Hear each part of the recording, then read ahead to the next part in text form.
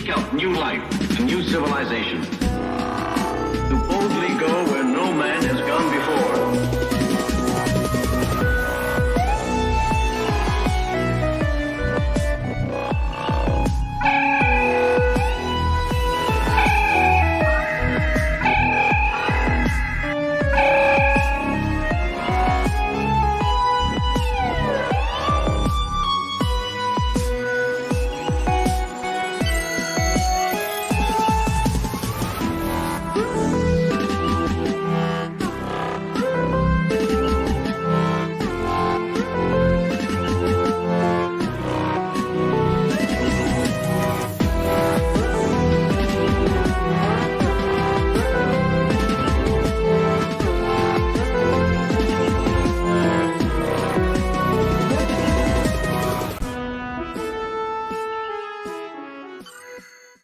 And good evening, everybody. Welcome to the landing party on tonight's Captain's Log, Stardate 2508.06. We are at episode 68 in the original series, Is There in Truth No Beauty? Written by Jean Lisette Este. That is a tough name to pronounce, and I'm going to have trouble with it the rest of the evening. And directed by Ralph Sinensky, another tough one. After the last two duds, and The Children Shall Lead and Spock's Brain, they finally had a script that told a good story again. Jean Lisette Este is only the second female writer after D.C. Fontana to write scripts for Star Trek. She was a UCLA librarian and Star Trek fan whose unsolicited scripts were sent in by her agent and actually got read. The producers had been looking to attract more female viewers, and we're also looking for a script to feature Spock more prominently. Este's script fit the bill on both counts. This was a bottle episode in that it takes place on the ship. No extra sets or location needed, and as a result, this episode came in under budget by $11,237. When was the last time we talked about an episode that came in that low? It's dropped the deficit for the third season down to only $5,559. The big kerfuffle in this episode was the introduction of the IDIC pendant. This trinket was designed by Gene Roddenberry for his new Lincoln Enterprises mail order catalog. Roddenberry was trying to monetize the sinking Enterprise while he still could. Shatner, and in particularly Nimoy, were not happy when Roddenberry's script rewrite pages came in and scenes and dialogue extolling the piece of merchandise were now included. Infinite diversity in infinite combinations, IDIC, was a concept that Roddenberry really did believe in, so it was more than a cash grab for him. Nimoy didn't see it that way, but Roddenberry rightly pointed out that Nimoy was cashing in on his Star Trek popularity by recording an album. Ever hear the Ballad of Bilbo Baggins? Roddenberry's statement on the subject is, the inclusion of IDIC in that script was valid. I truly believe in the statement, in the message behind it. Infinite diversity, infinite combinations. Why wouldn't I want that in the show? In that episode in particular, because of the woman character having studied on Vulcan. And then taking that philosophy and making it available to the fans was something I wanted to do. Imagine the power of that. Kids wearing that and explaining to their parents and their peers what it meant. To be able to get those kind of ideas across to people who might not have ever seen the show was worth doing. Look, tie-in merchandising is part of the business of television. We had it for the start of Star Trek with toys and comic books and the ship model and the record albums. Leonard didn't see how making those records was a form of exploitation, but he felt that marketing IDIC was. He missed the point. If we were going to sell anything, it should be something with a positive message and a philosophy behind it. And I agree with Roddenberry on this. That's it. That is your Captain's Log for tonight. Let's bring in the rest of the landing party. Erin the Beautiful, that Star Trek girl. And is there no truth in booty?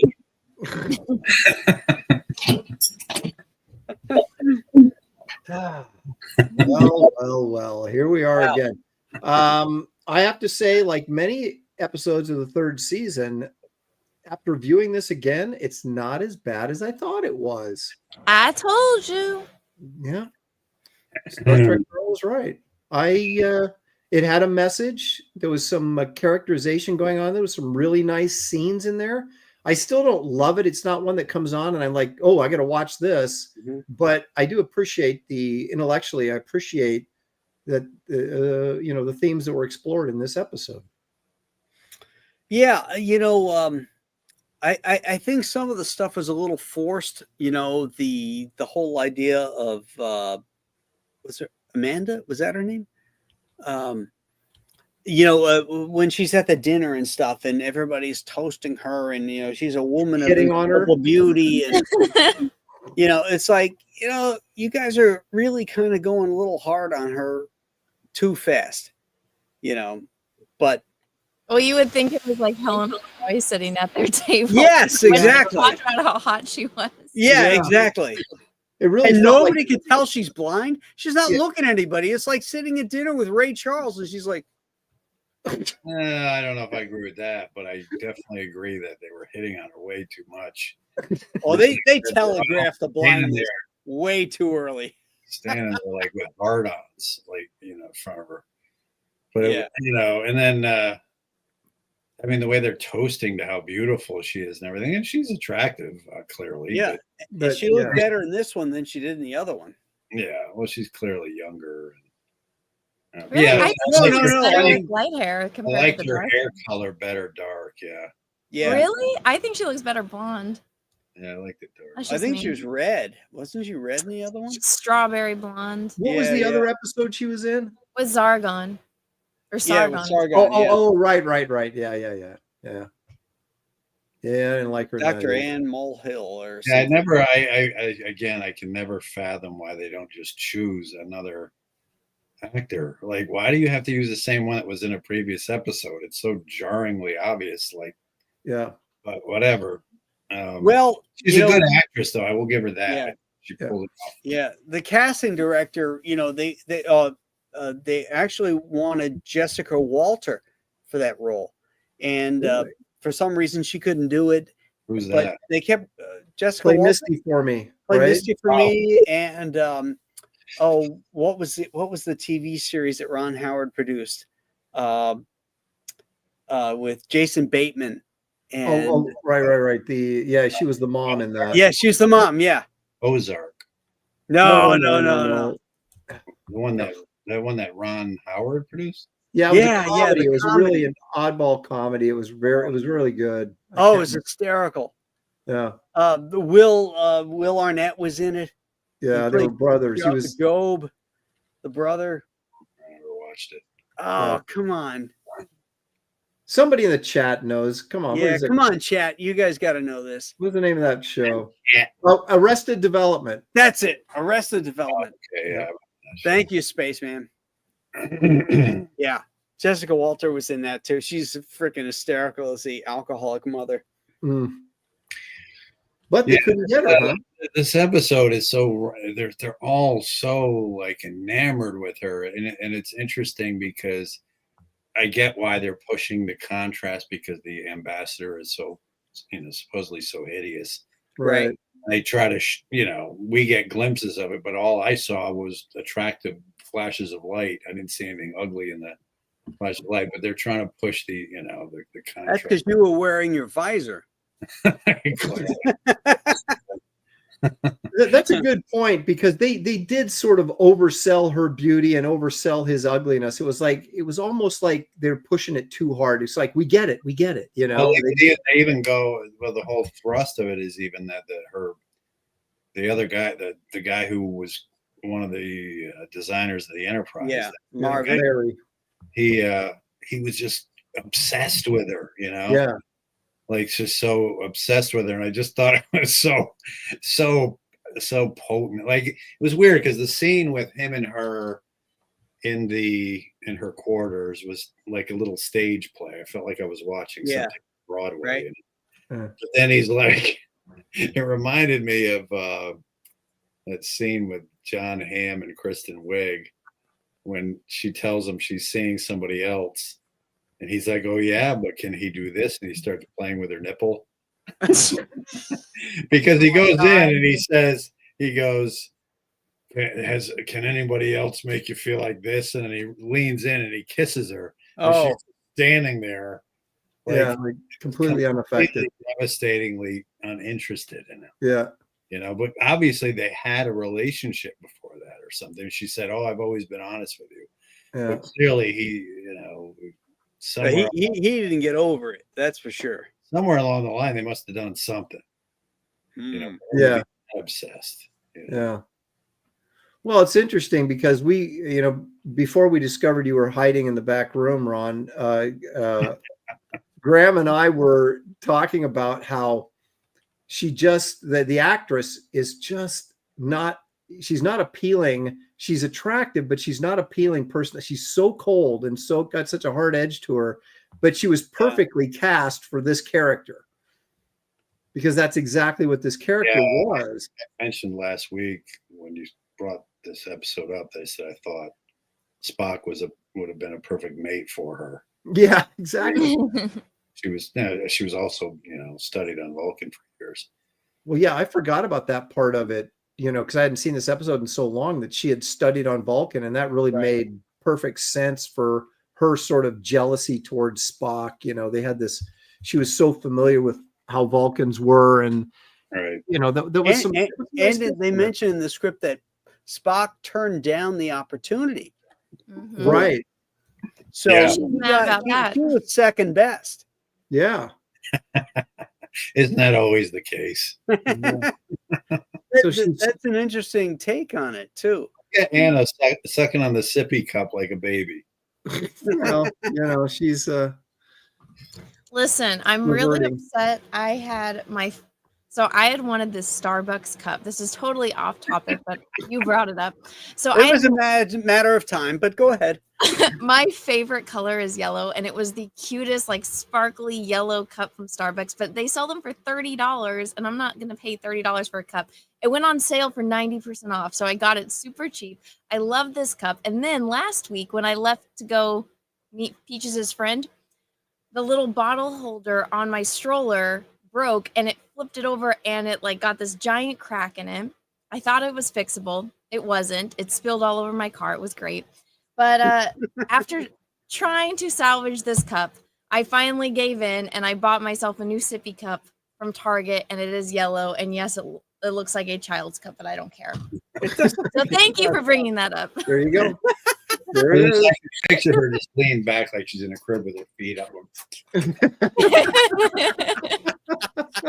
Ironically, that is what my baby's doing right now on the baby monitor. My baby. Yeah. My baby.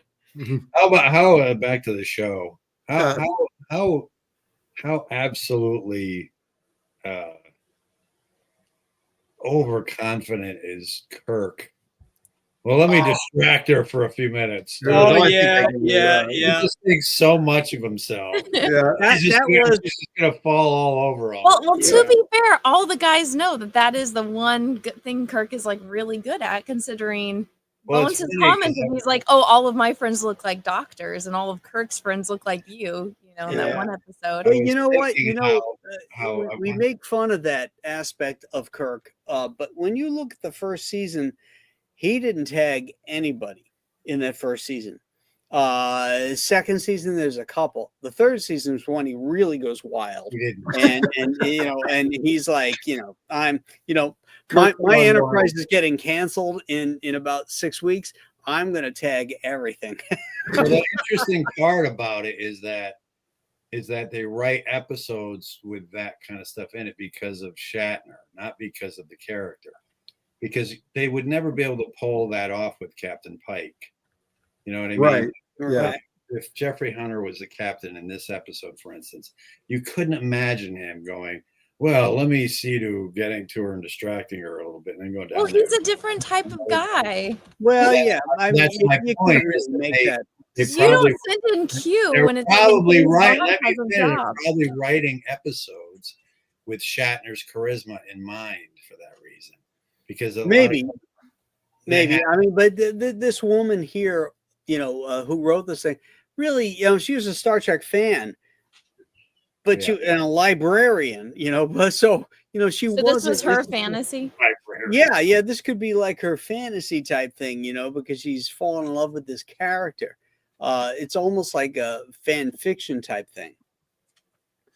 Well, it was kind of nice to see Kirk fail, and maybe that's just because of our personal experiences with Shatner over the years now.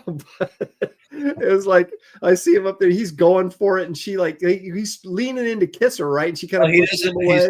And she's blind. She doesn't even know what he looks like. Yeah. And he doesn't know she's blind at this point. Right. He doesn't know she's blind. So she's which I don't know how that's possible, because I knew she was blind. But in his head, he's thinking, oh, that's why she didn't want me. She's blind. Oh, okay. Yeah, he's yeah. That's why she's so he wouldn't sensitive. be able to accept that she turned it down. That would have been nice to have a little scene like that with him and McCoy or something, where he's like, yeah, I had her, but she was blind, or I would have had her like that.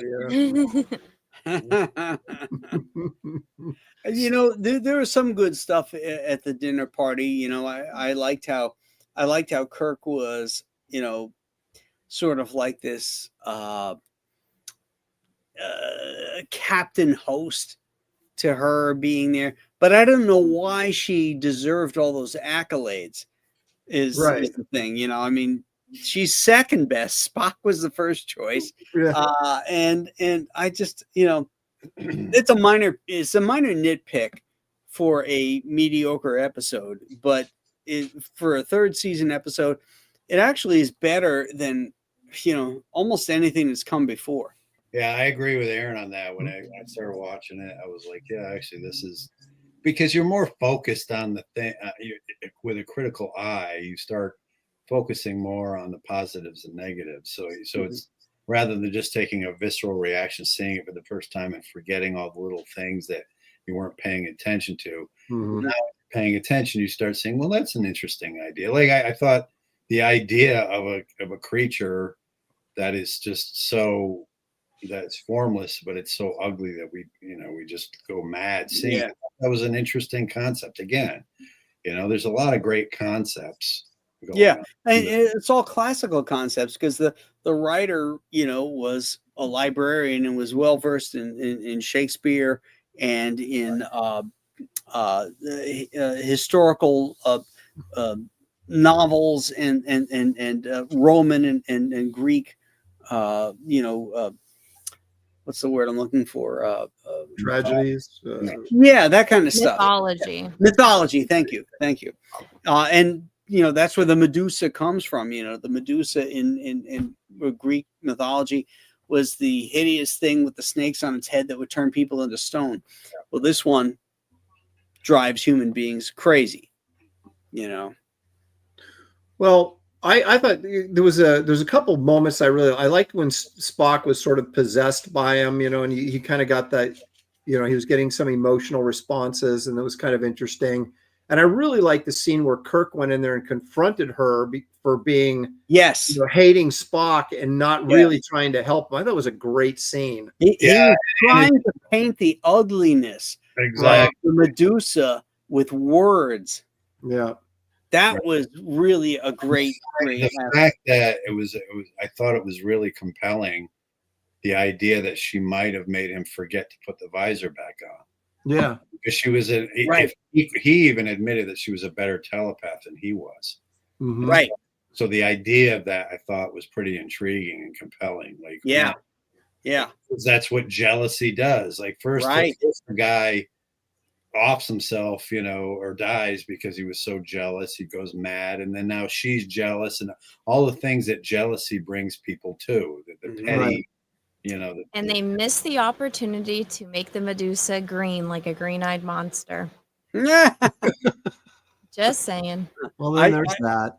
Yeah, I liked when Kirk left the room, and then he kind of leans up against the wall and he goes, I may have fucked up. Yeah, exactly. Maybe I shouldn't have gone in there. If Spock dies, it's my fault. Yeah. But what's really cool about that was she was by the door listening to him say that. Yeah. He put the icing on the cake, and that's what pushed her to do the right thing. I think also that were some other interesting moments, like the ship goes into that barrier area that's Right. was the edge of our galaxy, but this is somewhere else. Right. It's And like in it between. kind of looked like that. But they missed an opportunity they missed opportunities sometimes for scope. Like instead of having the Enterprise just hovering there in that barrier, it was very large on the screen. It'd been really cool if it was like pinprick size, Right. to show the vastness of it, things Yeah. like that. Which they did really good in the motion picture. Major, yeah. Major, yeah. Having that little tiny Enterprise Yeah. going through. Oh, that was freaking great. I remember Well, thinking, my speaking God. of wide angle lenses, Kept going. did you guys notice in this episode there was a lot of long shots in this, like running down the corridor of the Enterprise and pulling back on the bridge so we could see the entire bridge. There was shots like that, and I was sitting there looking and going, man, they really had to put a lot of walls together to do that corridor shot when I guess it was the crazy dude was running down the corridor. I think it was, but it was a long shot of him, and it was like a really long corridor. And I was like, man, they were. I think they might have used forced perspective in the camera too, because in this Possible. episode, there's a lot of that stretched because Yeah. So I think when they did the crazy stuff, they did that. They did the 9mm lens, so it was like everything was, Kirk's. It was like this, Oh, we're here to help you, Spock. That was definitely the only thing that I found distracting, again, like I had in some of the other ones that I felt took away from it, was the music. I agree. It's just it was obnoxiously. I mean, I get it's madness and stuff, but the music was doing its best job at just distracting me from what was going on and annoying me. So yeah, A I could have little done too high of a melodrama from the music, is what you're saying. that horn, the constant horn, and the You know what I was most disappointed in this episode was that Scotty essentially got his butt kicked by the crazy dude, Larry. Yeah, Like, yeah. there's no way that guy's kicking Scotty's butt. The dude was like Bruce Lee. Yeah. Just because you're crazy doesn't mean you turn into Bruce Lee. Right, exactly. He's tossing Scotty around like he's a rag doll. Yeah, exactly. And then the security that guy, Aberdeen pub crawler. Yeah, it's like Scotty should have kicked his butt, man. the fight scenes are just ridiculous. I know. Again, Yeah. That guy played crazy really well, though. Yeah, he was good. Yeah, He was sweaty. Yeah. He also played the dejected guy really well. Yes. There's something about him that you almost got the sense that he had a lot of familiarity with that in real life. He almost felt bad for him, But he played a lot of those roles, like in movies that the casting director D'Agosta hired him for. He was in was it Curse of the Fly? Was he? The sequel to the Vincent Price one, and he's like just over the top nuts in that one.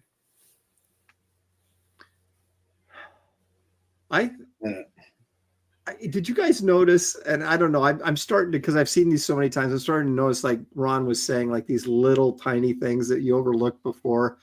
But do you notice when Sulu and Chekhov are on the screen together? Chekhov generally gets all the throwaway lines, and Sulu hardly gets to say anything anymore. Like, That's I because have people like noticed that. Chekhov more. Yeah, and the producers and stuff by the third season really wanted to push Chekhov as a character, and there's so many opportunities that never came where they got to use Chekhov, but at the same moment they really just didn't do anything with Sulu. It's like he went off to do the Green Berets. He fucked up. It ran late. He comes back, and it's like, you're out. yeah. Even in this episode, he's the navigator, and then when the Medusan takes over Spock's body, just boots Sulu out of there. Sulu doesn't even have a one line, and then he sits next to Chekhov, and he's conversing with Chekhov about Chekhov's like amazed at how they're getting out of the barrier. No, Chekhov got all those lines, because I think Sulu had one line, and then Spock took over. They both stepped back, and there was a couple of lines but they all went to Chekhov, and I was like, that's kind of funny. Yeah, Chekhov is the guy who postulates a crazy person got us into it. Maybe a crazy person needs to get us out of it. Yeah, and Spock had that great line. He goes, "Very observant, but not very helpful." And so, yes, exactly. That's a very Aaron line. Yeah. What you said about Nimoy being a focus in this is very true too, if I think about it, because he was able to smile in this one. Yeah. He thought he was taken over, so it was nice to see some emotion out of him. But then he gives a very poignant not Shakespearean, but dramatic line about the loneliness of being in these bodies, Yeah. And he's kind of just looking off, and it was very, very, very stage-like. Like this episode felt very much like a stage play to me, more than some of the others. I like that moment where Kirk stepped into there too, very command-like, where he just goes, "It's time to, separate." And he goes, "So soon?" He goes, "Yes, there can be no delay." And he's like, "No, you're very wise, Captain." And then he goes, I thought Spock was going to do a better job of resisting the ugliness of the Medusan, but he's like, "Ah!" The half human part of him comes out of there and he's like, "Ah!" So clearly, hey, David Frankham is still alive. He's 99 years old. wow. Wow. So we should get him on the show. He'll be like, yeah, really. Remember that I looked in her eyes. And I was hey, do you think this is ugly? Watch this. And he pulls out his dentures. His dentures come flying out. Oh, sorry. Give me a minute. No. Let me tell you something about Shatner. For me, I shouldn't be sitting next to him on the couch. He said, "No, you're showing up on the set." He said, "Who is this?" I spit in his face and it knocked the toupee off his head. Oh man, it makes you wonder. I guess maybe that's kind of the fun of this particular point of the episode is like, and I think Ron, you alluded to it earlier, was that what are they looking at that's so freaking ugly that it would drive you insane? If you look at everything, they can't show it, right? But that's kind of the fun. I think that's what's cool about it. Right, that's what I meant. That you're going through in your mind, like, what do they see? It's kind of like the whole thing with Spock's first or last name, how you can't pronounce it, so he doesn't bother trying to tell people. It's like, it's better to not know, right? Imagination run away with you. It's, because it would, how could you actually create something like that would be believable unless it was like Dr. Smith's. Seeing Dr. Smith naked, then I could go mad. Yeah, maybe that would drive you mad. But how could you pull that off? I also wondered if it was they were kind of, I don't know, metaphorically speaking, like it wasn't necessarily ugliness in the sense that we would say, "Oh, look at that guy's eyeballs hanging out" or whatever, but it was just this sort of such a high-end intellectualism that they could not grasp it. You're kind of touching on something too. You know how those kids, I'd say, I don't know, it was like 15, 20 years ago, they were going into seizures on this certain video game because of the light thing.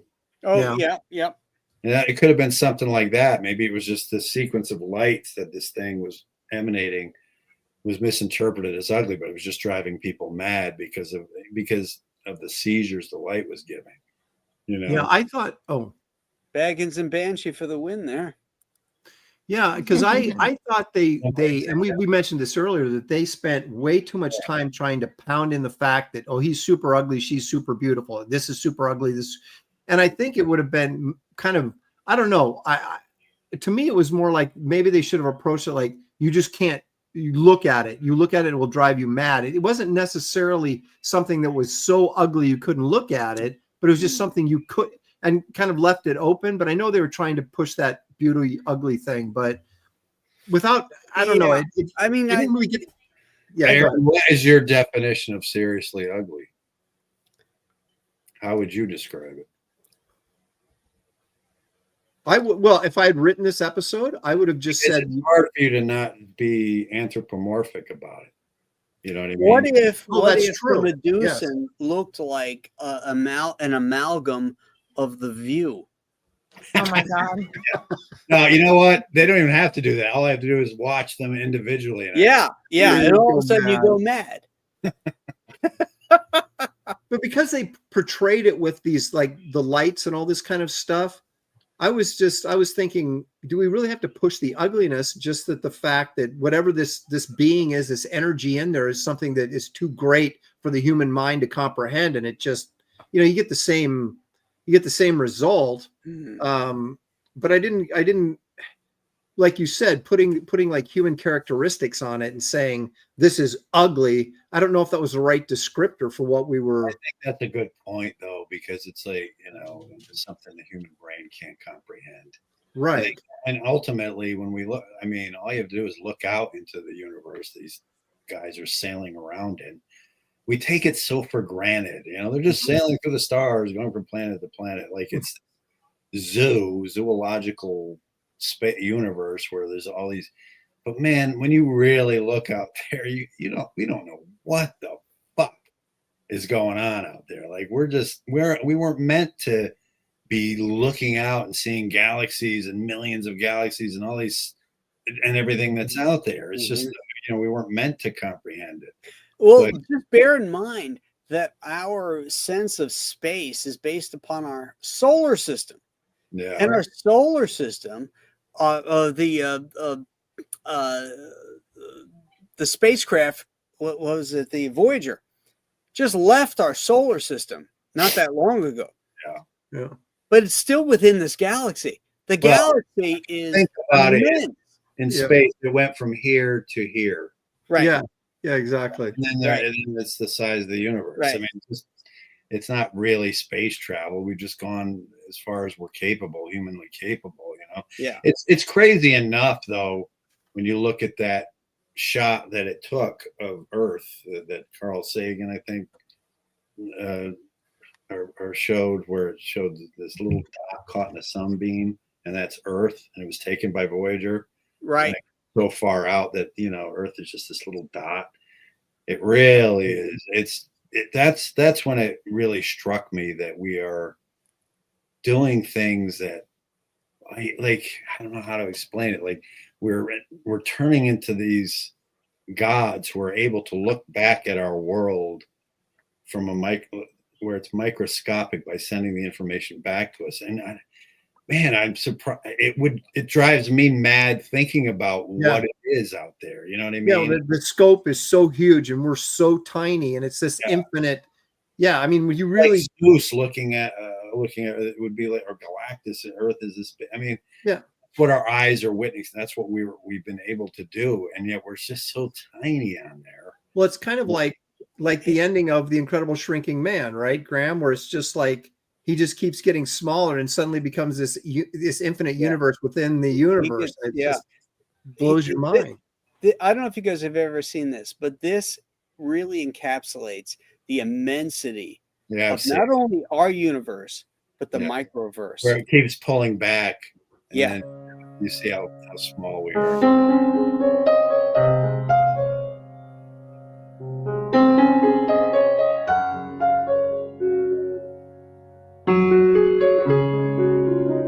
Now we're up in a plane.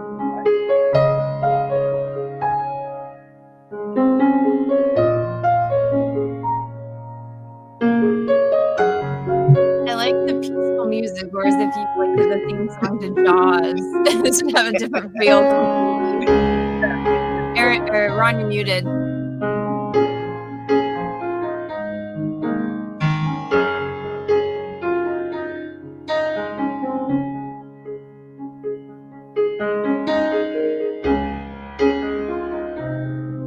This is 10 billion kilometers, 100 billion kilometers. Just the incredible isolation. When you look at it like this, it freaks you out. If you don't look at this and don't believe in a God, I just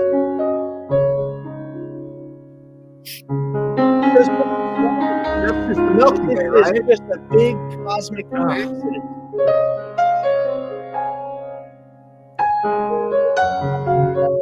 Right there. And there you go. That's where they went. Yep, right there.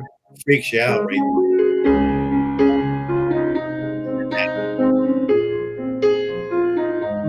You hear You're going warp 9, right? me? What's that? You hear me? Barely. Just wait till it goes through.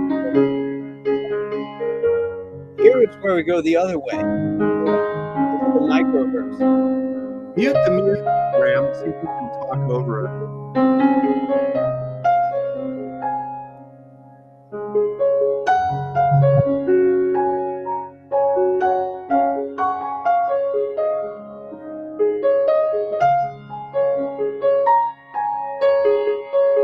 Look at this shit.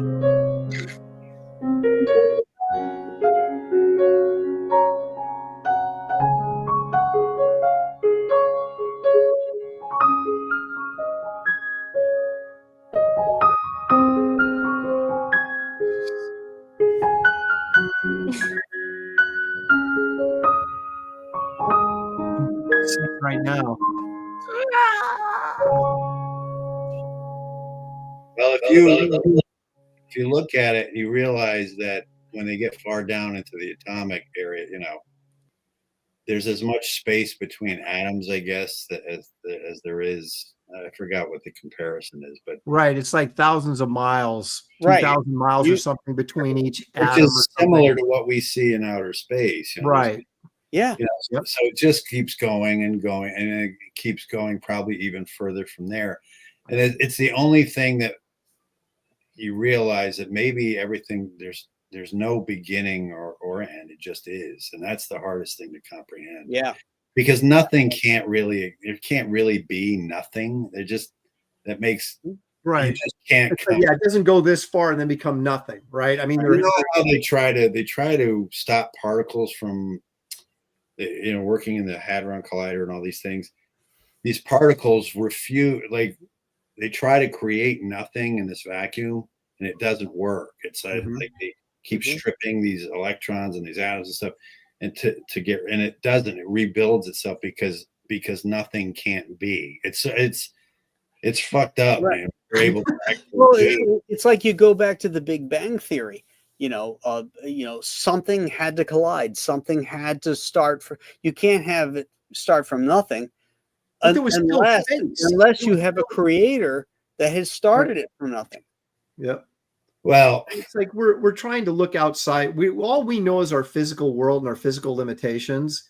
And going beyond that, we just can't comprehend it, right? So if God exists outside this physical realm that he created for us, I mean, that's even more mind-blowing. We just can't go there. It really is. I mean, because you think about you look at our planet as that camera was moving back, and you get you see Pluto and Uranus and all these other planets, and then nothing, and within that solar system there is nothing. There's this blue marble that sits there that has this abundance of life from that when you go into the eyeball and go down to the DNA and stuff, you get entire universes, and that's true for every life form on this planet. And yet people want to tell you this is just a cosmic accident, and yet it's only this one place. That's a miracle. To be frank, I really wrestle with the idea that there is other life out there, because I don't think there is.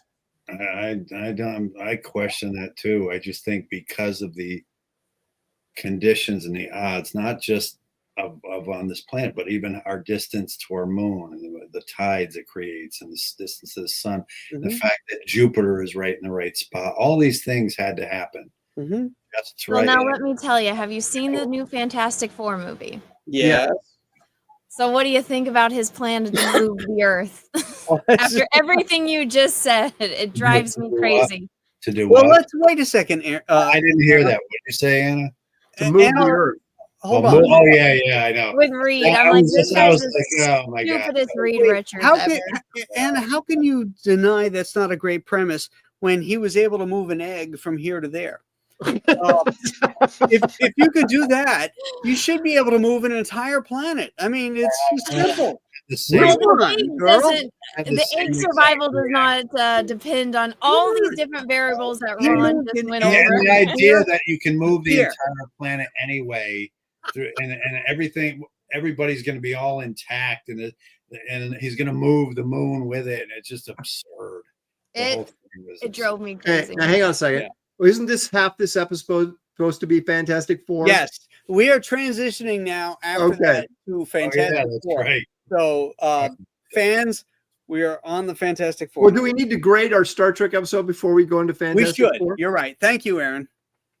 All right. I thought this episode, I remember this episode sucking, but what I really remember now that seeing it again was that it wasn't my kind of episode. I didn't like it, but I actually thought it was pretty well done for what it was. Right. Of course, you know, the problems that we discussed were there, but so it doesn't have a high level of likability, but I do think it's a pretty decent episode. So I'm going to go 6.5 on this one, just because it doesn't really appeal to me, but I still think it's actually a pretty decent episode.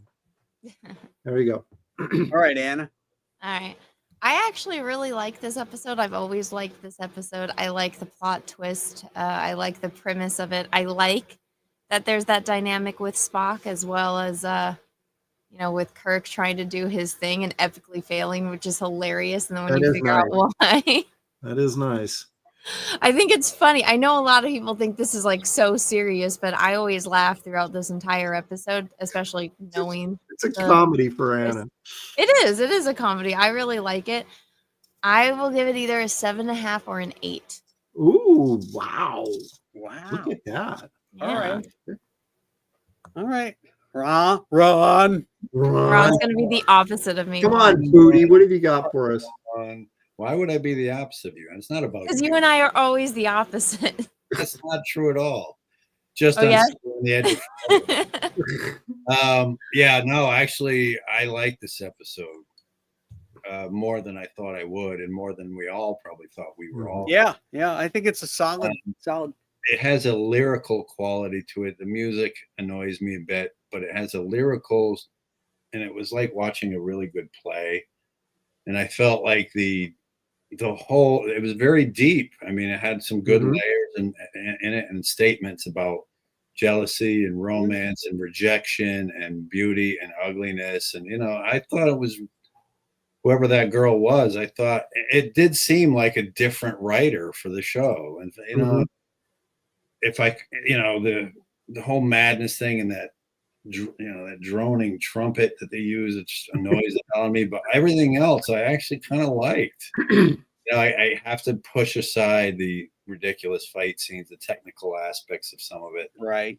But I can get past that for what it was offering in the way of thought-provoking material of the human experience.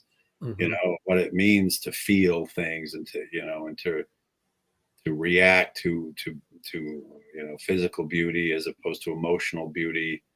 I thought that was all really, really, really solid stuff in there. So I'm going to give it a 7.5. Oh, Okay. All right. Well, I'm going to go in the Aaron the Beautiful range, and I'm going to say, would you say Aaron 6? 6.5. 6.5? I think that's solid. I would go with 6.5 on this. Yeah. I mean, a few years ago it wouldn't be that high, but after rewatching it, Me and Anna are closer, and you two are closer. Yeah. Oh, interesting. Yeah. Interesting. Yeah. I can't wait to look at the chart when we're all done. I know. And see all the, and go back and maybe if we rethink some grades we gave. Yeah, exactly. Compared to other ones. Yeah. No, So I'll go back and give Yeah, City on the Edge of Forever a 1. Let me thank Russell Hall for that $2 super chat. Today's Star Trek title brought to you by Yoda. Is there a truth of beauty? You know what's good about episodes like this too is Hold on, we got one more. Doc Brewski for $1.99. He says, "Hail!" All right, go ahead. I was just going to say how it's sort of defying the expectations we had of the third season, because there's been a couple in here that were like, oh, that's actually not as bad as I thought. Yeah. So I think there's the concepts are there. Obviously, the execution of some of those concepts was quite lacking in some of them, but there's some really great concepts in this season. Yeah. You know what's a great concept is the Fantastic Four. Oh my God. What you gave it a 6.5. Okay, so we're done. Okay. Yeah. But there's so many things wrong with this freaking movie that drive me nuts. Well, you know what? Here's the thing. No, I know. Let me give you my overview, then we'll get back into the minutia. But okay, this again, like the Star Trek third season, this movie was better than what I was expecting it to be, and so that's how I'm grading my Fantastic Four experience, because I thought it was going to be a complete train wreck, and I thought it was okay. I thought it was smart to kind of make it a live action Incredibles, with the set dressing and the that sort of funky 60s retro futuristic vibe, however you want to describe it. I thought that really helped the movie. And I don't know if you guys got this from this, and I'm sure they didn't intend it because it's coming from Hollywood, but this was a very pro-life movie.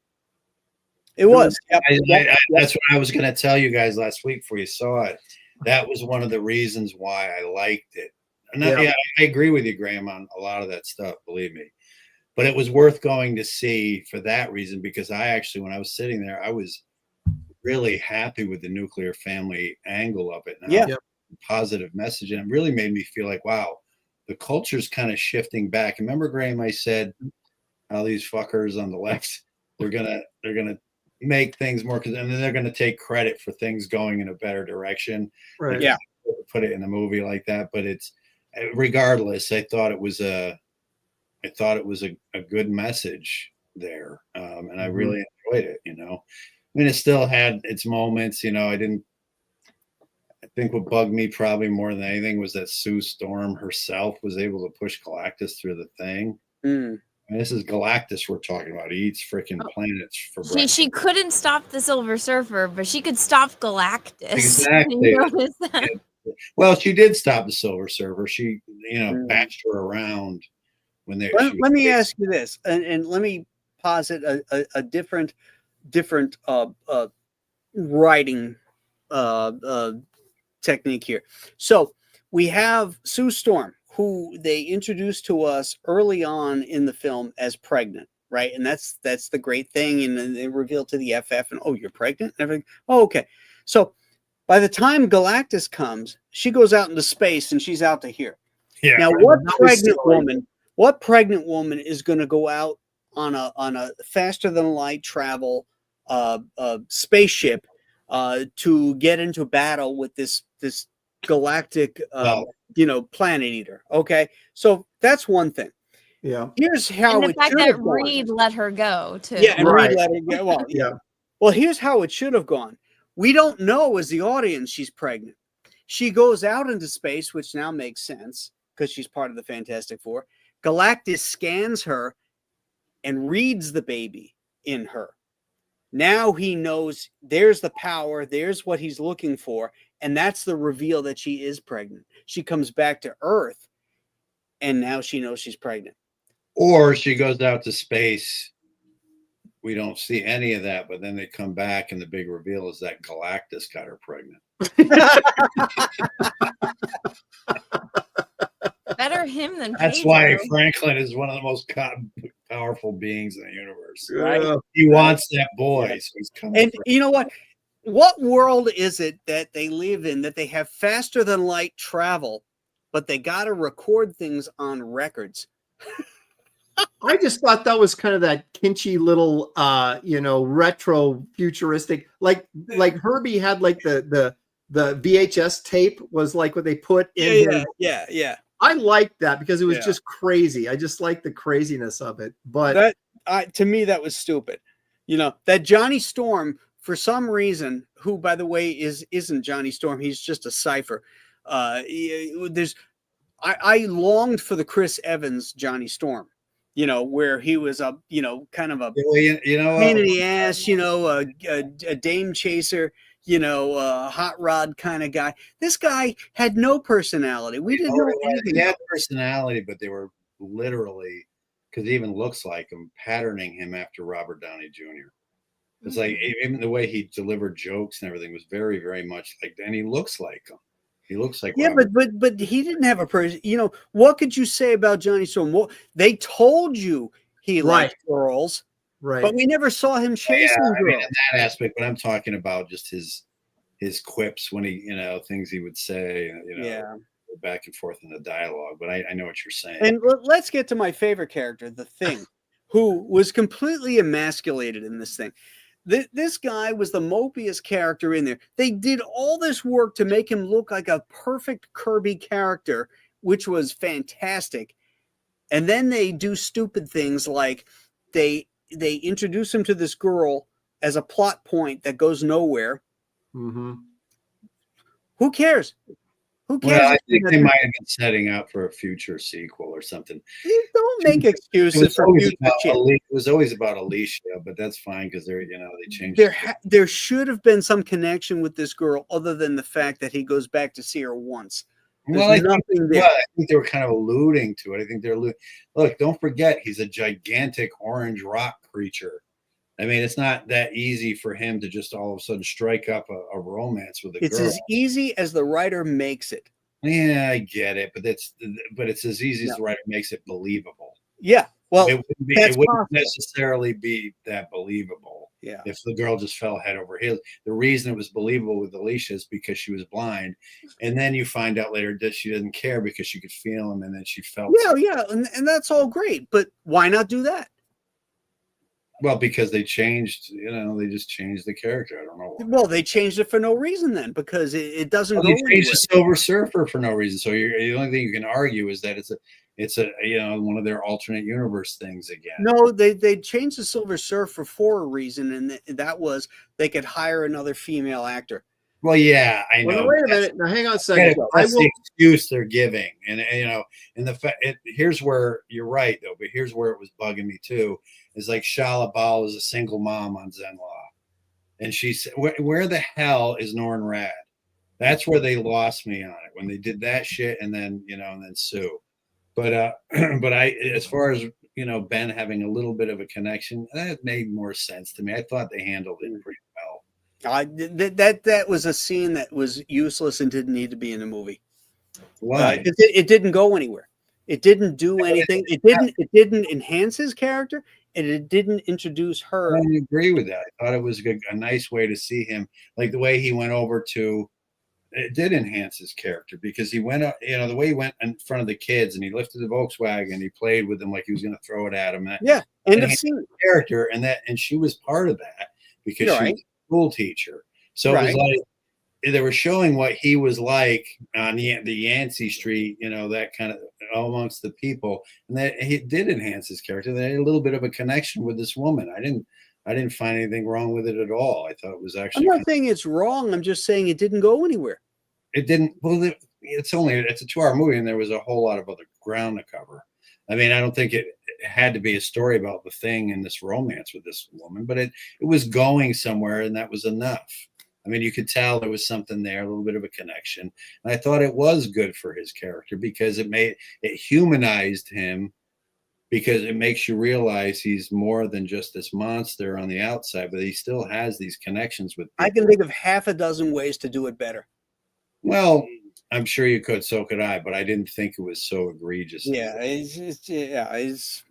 But I do agree with Aaron that I also felt like it really felt like 60s, like it felt like what Marvel was at one point in this late 60s, early 70s. That's what you would think Marvel would be like to come to life. I thought they hit that nail on the head pretty well. Yeah, I really felt that this was the closest they'd come to making a movie that felt like a comic book. And I mean, I know that sounds kind of stupid, but no, I agree with you. And that's why I let some stuff go. Like Sue going into space pregnant was ridiculous in a realistic setting. Yet I could see Kirby and Stan Lee doing that in a comic book. you know? And so I just kind of went, this is, Don't know you what I mean? think it's more of the, again, touching on the idea of female empowerment again, that they can be pregnant and have children, but they can work too. You yeah. think maybe that was the message there. Well, I'm sure that's what they're trying to push, but they came yeah. they came away with a There's pro certain family movie that I don't think they parts of intended. reality where you got to say that's ridiculous. If you cared so I much did. about the life of your child, you wouldn't put yourself at risk like that. Exactly. Right. Exactly. No, I agree. I thought it was silly, but for some reason I just was willing to overlook it for this film, maybe because I was so desperate. Oh, but let's be real, man. When we finally get to see Galactus and they confirm, that was pretty cool. That scene was awesome. I love that scene. mean, it just shows the size of him, and his eyes can glow, and she's like, Galactus is honored or something. That was the money right there. Is cool. Galactus? Yeah. They may have fucked up the FF, but they got. Anna Galactus didn't think right. Galactus looked good, did you, Anna? You didn't like the CGI there. Really? I will put it wasn't this out CGI. there. That was practical. That was a guy. Yeah, it was a guy. Okay. Listen, I will just put this out there now. I am a DC person. I hated this movie so much. I didn't even want to waste my time making a review, which would have made me my money back on my channel. That's how much I dislike this movie. Really? Yes. Not much. Well, did you see Superman? No. Oh. Okay. Good. You said you're not a Marvel girl. You're a DC girl. Yeah, I mean, there's aspects of Marvel that I like, but I'll always pick DC over Marvel. But I was talked into watching this movie, but you haven't seen Superman yet.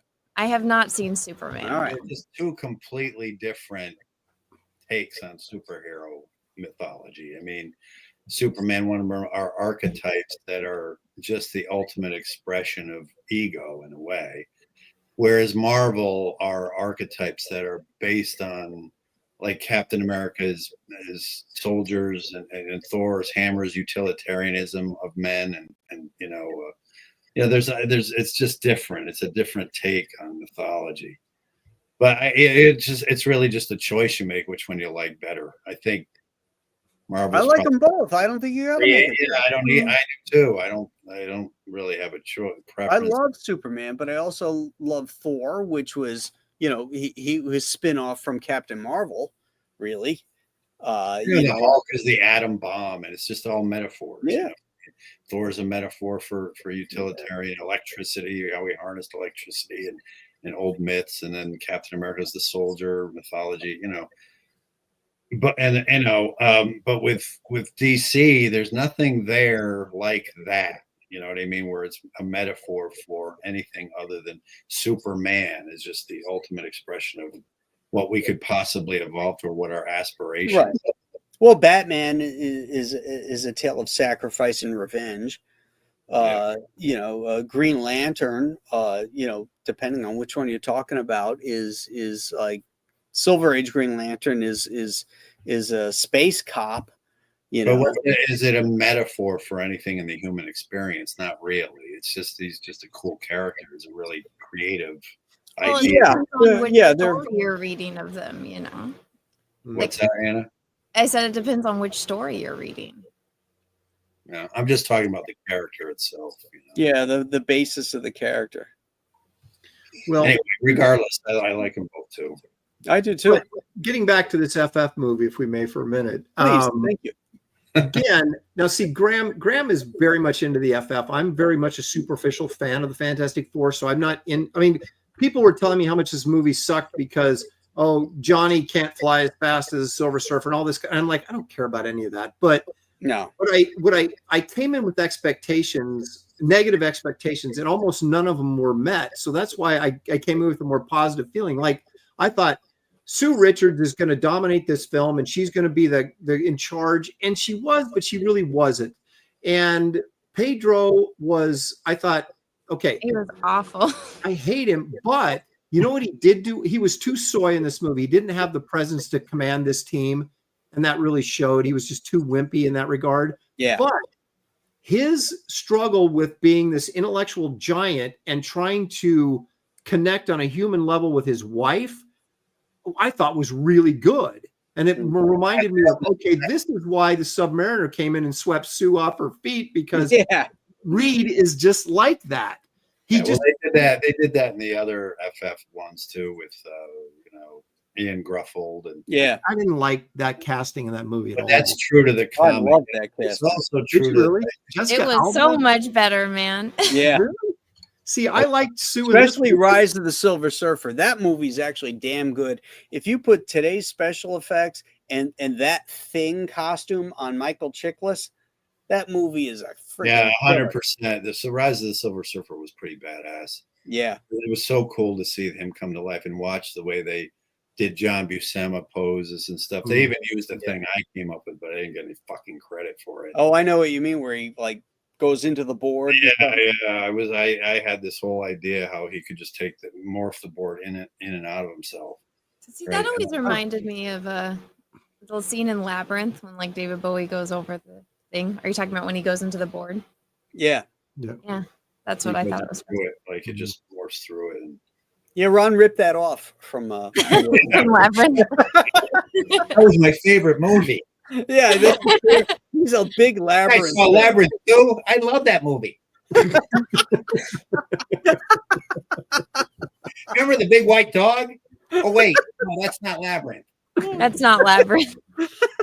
That's my God. Never-Ending Story. Did you see that one? Nerd. You like that one, didn't you, Anna? It's a little depressing, but I like Labyrinth better. Story. Oh my God. That's I like the cartoon show. That was good. Oh my gosh, where are we at right now? Fantastic Four. We were comparing Jessica Alba. I thought was too good looking to be Sue Richards. I like this woman that played Sue Richards here because you like Botox face. She was a yes. Thank you. I'm trying to figure out what makes her look so weird. I'll tell you, Graham. So some women have this thing where when they smile, you can see their gums. And what they do is they get Botox here so it stays down. And then they kind of look like Who's from Whoville. She does that. And so that's why this is so long. There's a picture of her floating around from 2013 and they placed it next to her now, and you can definitely see some of the work done. Oh, okay. Cheekbones look more prominent. That makes sense then, because I used to describe her as being able to eat an apple through a chain link fence. I will say it's not as egregious as I've seen a lot of other women do it. Yeah, if she keeps doing it. Well, she should have had her hair and makeup done. Did you guys see the chick from The Boys who played? Yes, Starlight. Starlight. Oh my God! I mean, and there's no reason. Awful. She's so young and pretty, and then she went and did all that freaking work, and it's like you don't even recognize her now. Yeah, it's so sad. Look at what's her name? Ortega. Jenna. She did not have that done. She just does weird angles. All she did was bleach her eyebrows. Really? That's it? So she does it where I think she's doing it to troll people on purpose. So she has dimples, and now she's not 17. She's like 21. So she has lost weight because she's not a teenager anymore. But if you look at pictures of her straight on, she still has the Bechdel fat. Okay. But I think she fucks with people because when you look at her like this and she's like with the bleached eyebrows, I think she's trying to look weird in my opinion, but I just got into a huge fight with people about this on Twitter. So Aaron, do you think your opinions of it were influenced by what the preconceived notions online were going to be about it? Yeah. Because of all the trailers and everything. Because so you're right about Sue in that everybody was expecting it to be a boss, especially Critical Drinker was all about all that shit. Mm-hmm. And then he actually said, "Oh, I actually kind of liked it."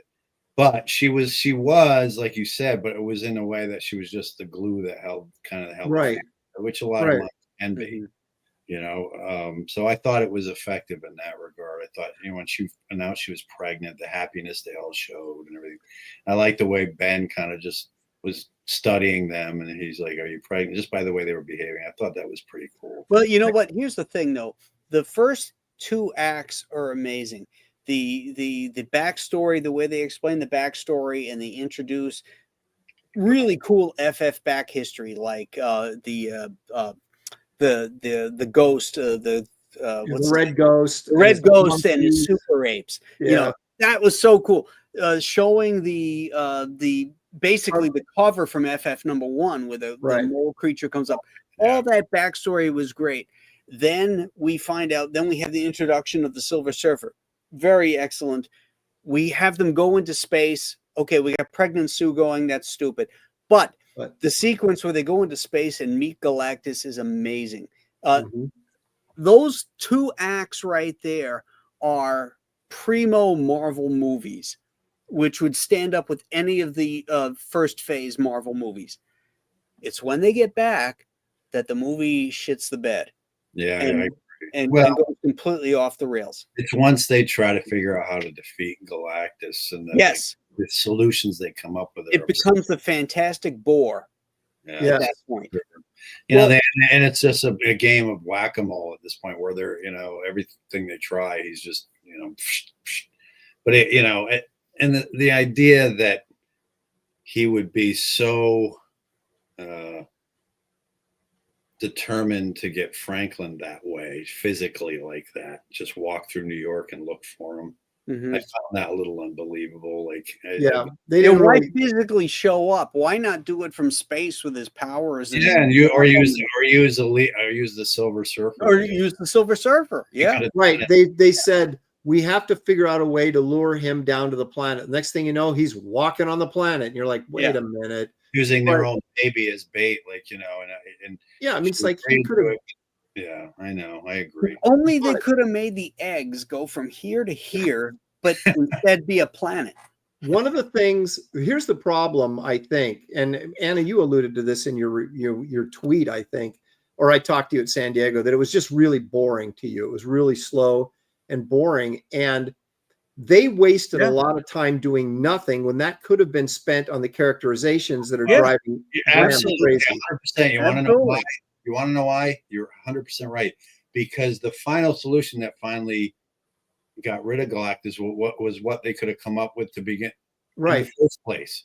They Yeah, Yeah. we need the whole Well, egg thing for could it. have just lure him into a portal and send him to the other end of the Right. That's taking the should have earth been- and all this stuff. yeah. It made no sense. They could have used that time for better character development. I agree. Yeah, Yeah. So that's when it became the Fantastic Boar. But I did like the Galactus sequence, even though it was kind of silly that Sue was doing this all by herself and Well- pushing him in. I did like again, if you just sort of like go, okay, this doesn't really make sense, but the imagery that I'm seeing and this sort of the intensity of the scene, I liked. I like the Galactus stuff. And again, my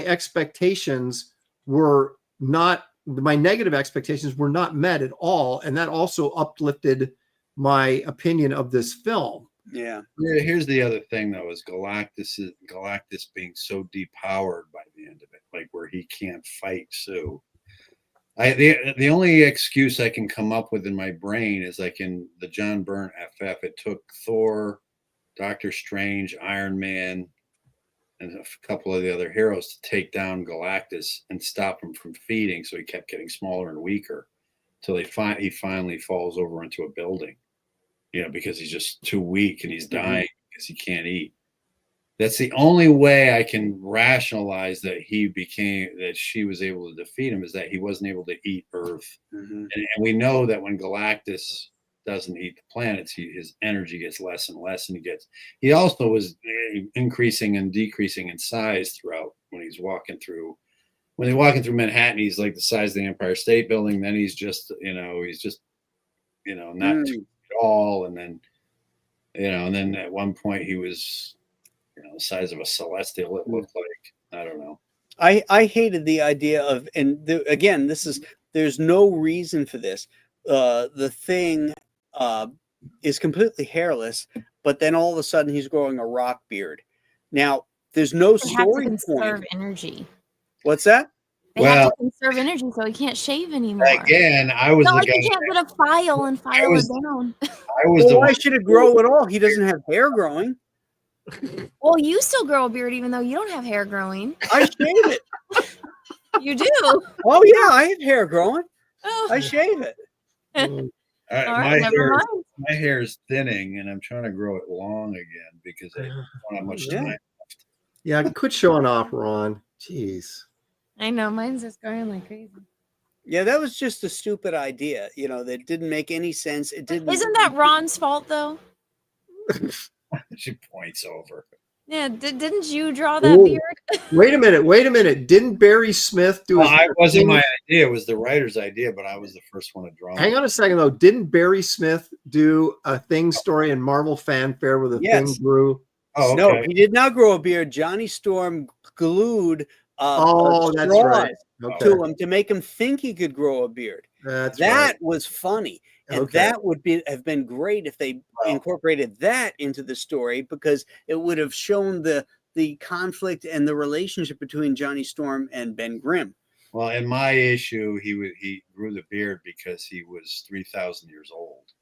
Like Ben's lifespan is like, he ages so slowly that he ended up like lasting for like 3,000 years, and they just used it as a device to show him as wise after all the years, and then it was his death. I drew the issue where he dies finally. But you know what? Here's the thing: when you age, growing a beard, you can grow a beard when you're in your 20s. It's not an aspect of aging. What happens when you age is you lose muscle mass, you lose form, and so like if you were going to draw the Thing at 3,000 years old, and I'm not saying this is you, Ron. I'm just saying that the writer, if I was writing it, I'd have said, make sure that the Thing's body mass is collapsing upon itself. Yeah, but you're talking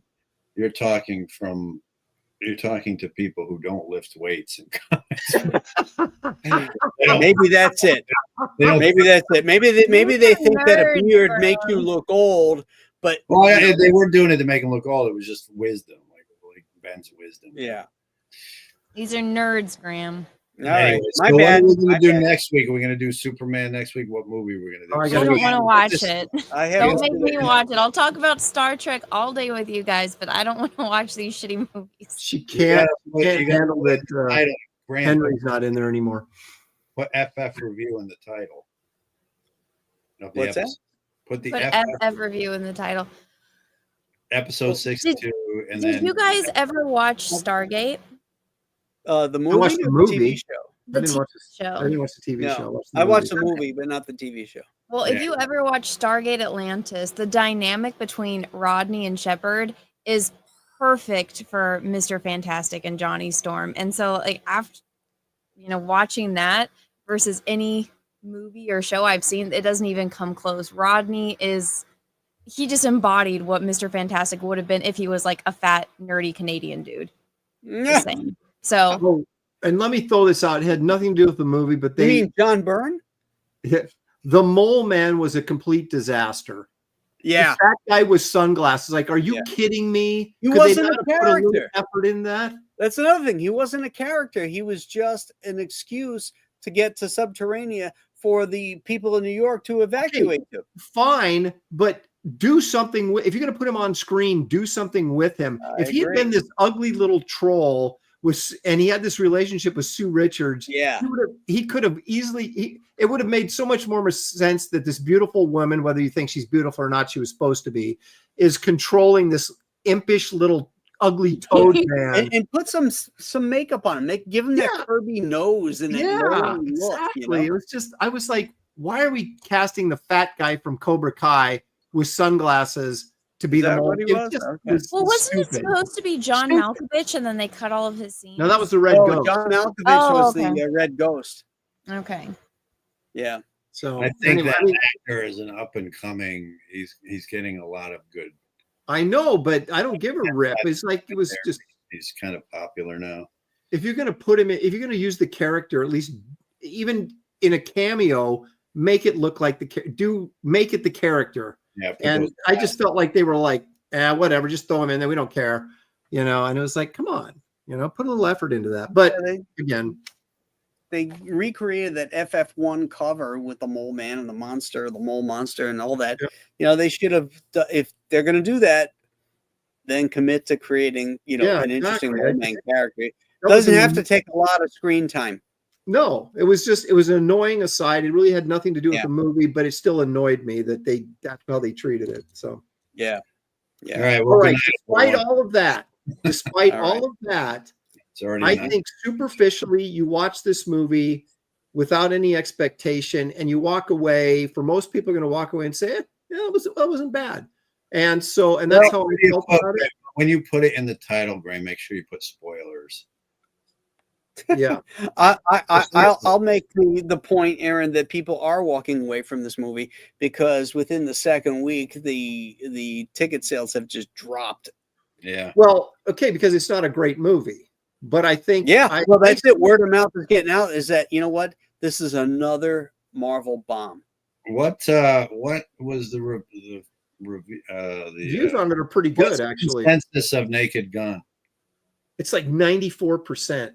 Is it supposed to be Really? good? Yes, which I can't believe based on everything I've seen. That looks like a complete. Yeah, I didn't laugh at one of the freaking clips in the trailer. No, I didn't either. But it's getting They really good reviews. Where it just didn't make me laugh. Yeah, Who's can't make the a trailer good. producer or director? That is it. Judd Apatow or No, it's the guy who did what's his name? Yeah, Trey. What's his face? Didn't they do like The guy who did not the South Park guys, but he did that like space show.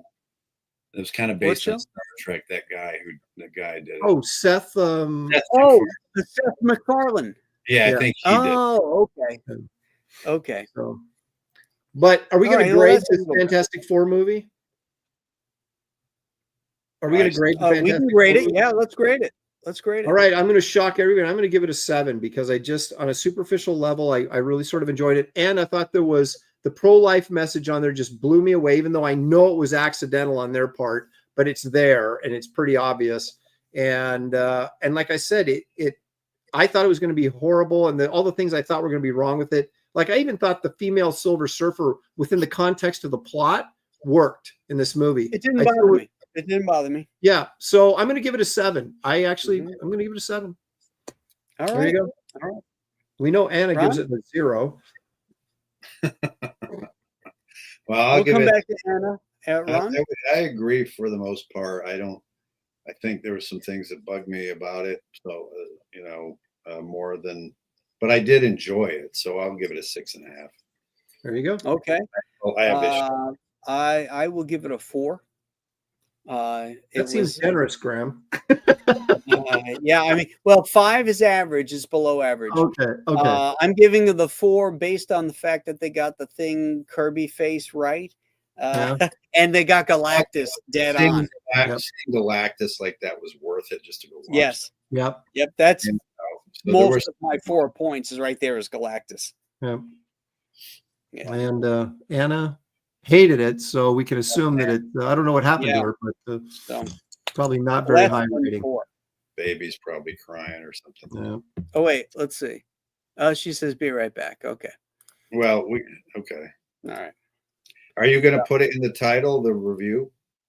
The Fantastic Well, yeah, Four. once we close the thing. I'm serious though. You should put spoilers in there in that title. We didn't spoil anything. Sure, we did. We just talked about the entire plot of the movie.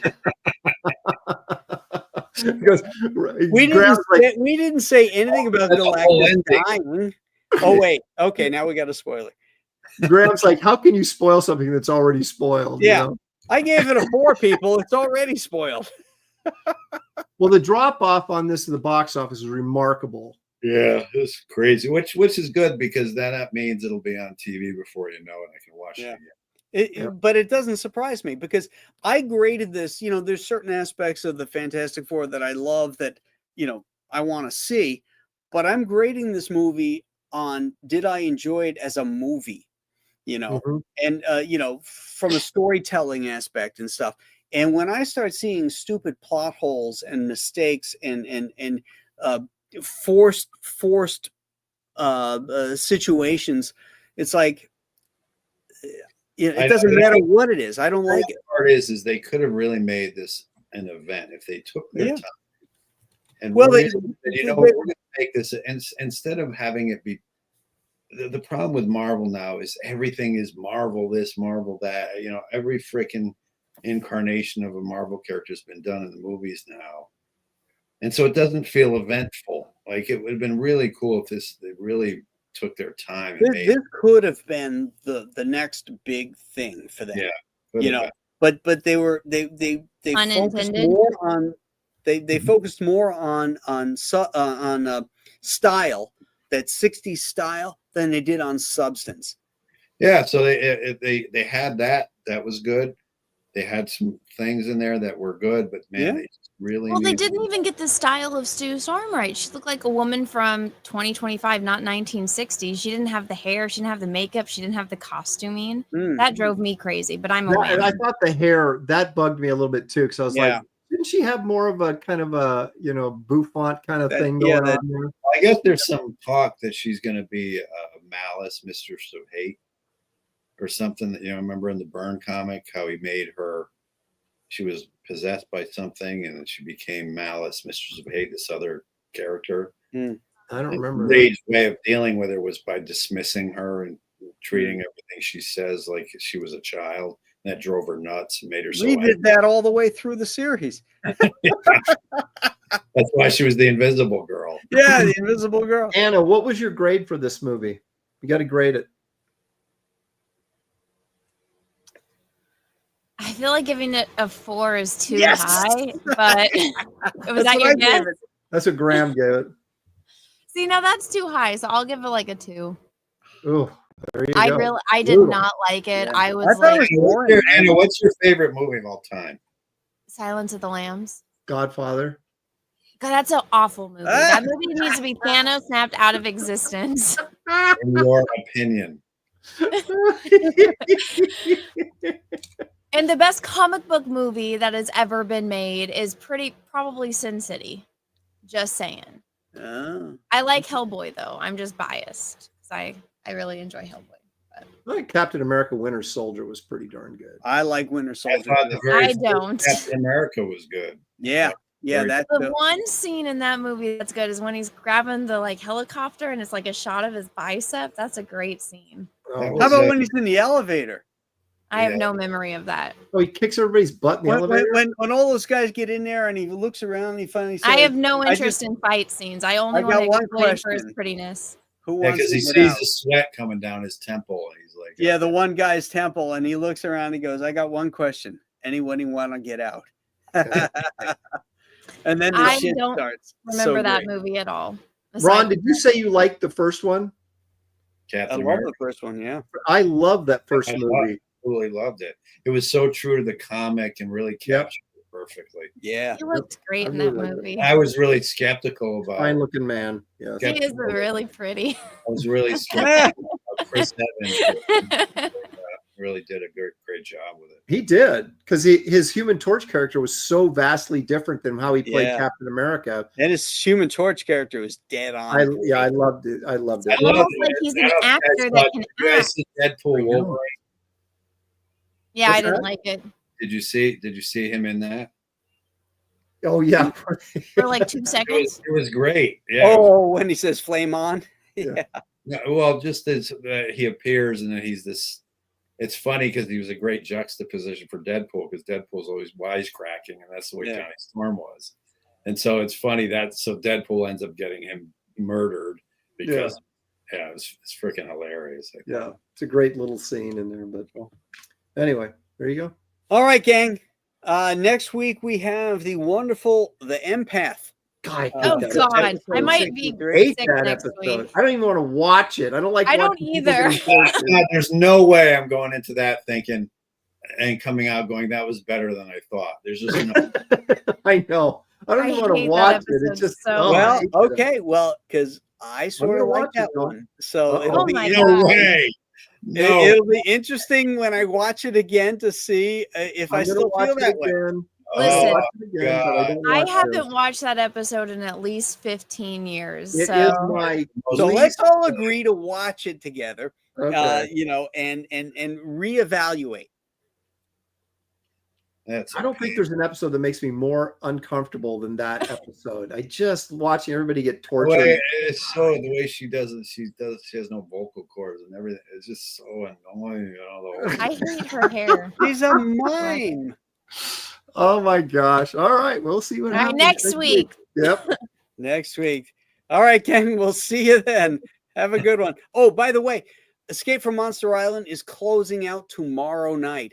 Link is in the chat. It's pinned in there. So go back that tonight because it'll be closing out. We'll do a closeout party tomorrow night. So until then, we'll see you. Bye.